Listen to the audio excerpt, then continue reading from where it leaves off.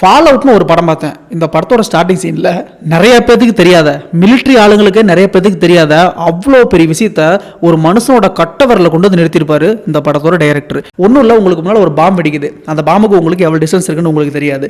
அந்த பாம்பு வெடிச்சா என்ன எஃபெக்ட் ஆகும், எத்தனை மிலிட்டருக்கு பாதிக்கும் அப்படிங்கிறது உங்களுக்கு தெரியாது.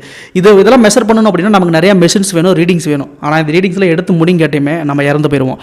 ஆனால் இது எதுவுமே இல்லாமல் ஒரு மனுஷனோட கட்டவரில் வச்சு உங்களுக்கு ஆப்போசிட்டில் சப்போஸ் ஒரு பாம்பு வெடிக்குது அப்படின்னா அந்த பாம்போட புகை வருது இல்லை, அங்கே வந்து உங்கள் கட்டவரில் வச்சு பார்க்க சொல்கிறாரு. அந்த கட்டவரலுக்கு மேலே அந்த பாம்போட புகை போயிருந்துச்சு அப்படின்னா கண்டிப்பாக நம்மளால் அங்கேருந்து தப்பிக்கவே முடியாது, நம்ம இறந்து போயிடுவோம். சப்போஸ் அந்த கட்டவரலுக்கு கீழே கட்டவரில் அடக்கிற மாதிரி அந்த புகை வந்து இருந்துச்சு அப்படின்னா அங்கேருந்து ஓடனாக்கோ நம்மளால் தப்பிச்சிட முடியும் அப்படின்னு சொல்லிட்டு இவ்வளோ பெரிய விஷயத்த அவ்வளோ அழகாக நேச்சுரலாக சொல்லியிருப்பாரு இந்த படத்தோட டைரக்டர். இது எந்த அளவுக்கு பாசிபிள் அப்படின்னு தெரியல. ஆனால் உங்களுக்கு மேலே ஒரு பாம்பு வெடிக்குது அப்படின்னா உங்ககிட்ட ரீடிங் இருக்க மிஷின் இல்லை அப்படின்னாலும் உங்கள் கட்டவரல் உங்கள் கூட தான் இருக்குது அப்படிங்கிறத மறந்துடாதீங்க.